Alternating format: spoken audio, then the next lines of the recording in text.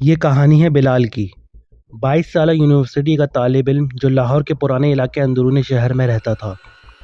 وہ پنجاب یونیورسٹی میں ایم اے اردو کا طالب علم تھا اور امتحانات قریب تھے۔ فروری 2019 کی بات ہے۔ بلال کو پڑھائی کے لیے خاموش جگہ چاہیے تھی۔ ہاسٹل میں شور تھا، دوست احباب تھے، پڑھائی نہیں ہو پاتی تھی۔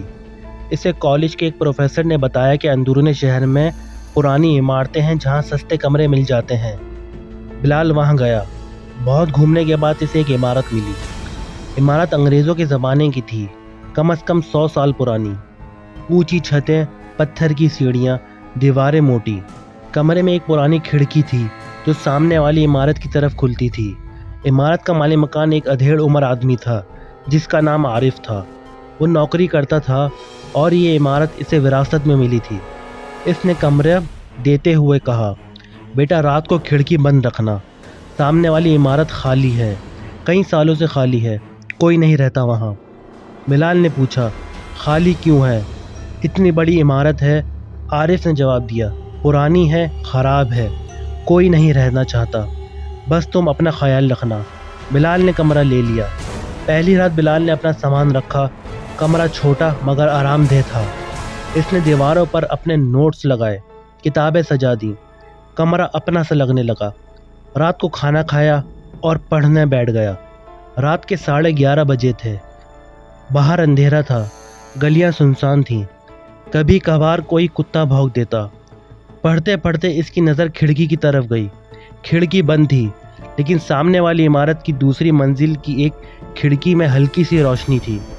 اس نے سوچا شاید عارف نے غلط بتایا، شاید کوئی اور بھی رہتا ہے وہاں، کوئی غریب خاندان، کوئی اور طالب علم۔ اس نے زیادہ توجہ نہیں دی اور پڑھائی میں مصروف ہو گیا۔ 1 گھنٹہ گزر گیا۔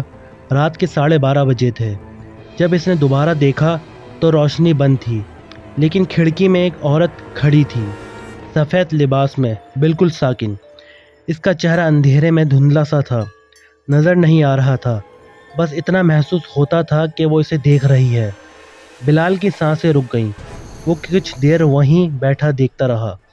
پھر اس نے آنکھیں ملائیں، سوچا شاید تھکاوٹ ہے، نیند میں دیکھا ہو۔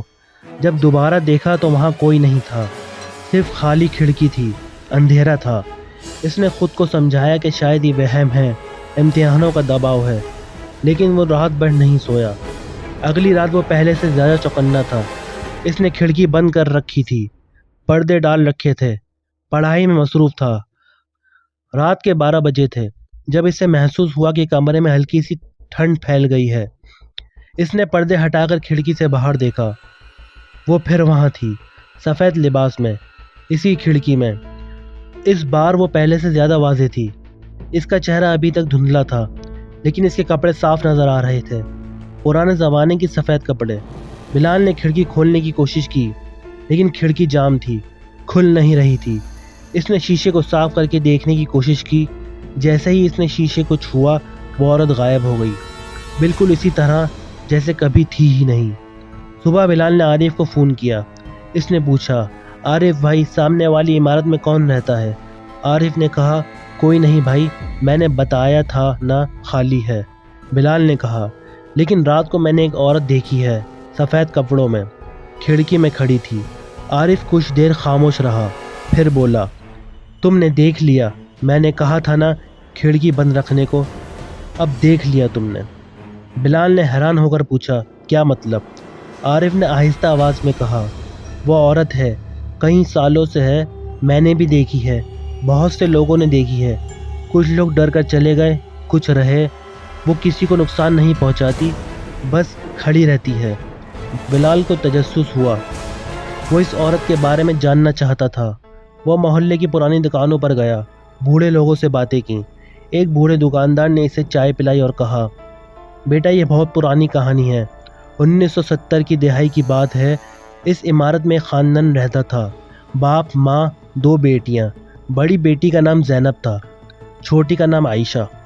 بڑی بیٹی کی شادی طے ہوئی تھی، بہت خوبصورت لڑکی تھی، لیکن شادی سے 1 رات پہلے وہ بیمار پڑ گئی، صبح تک مر گئی۔ چھوٹی بیٹی عائشہ کو بہن سے بہت پیار تھا، اسے صدمہ پہنچا۔ وہ کہتی تھی کہ میں نے زینب کو خواب میں دیکھا ہے۔ وہ کہتی ہے میں نے شادی نہیں کی، مجھے شادی کا جوڑا پہننا دو۔ بوڑھے دکاندار نے کہا ماں باپ نے سمجھایا لیکن وہ نہیں مانی۔ ایک رات وہ اپنی بہن کی قبر پر گئی، صبح اس کی لاش ملی، قبر کے پاس سفید کپڑوں میں۔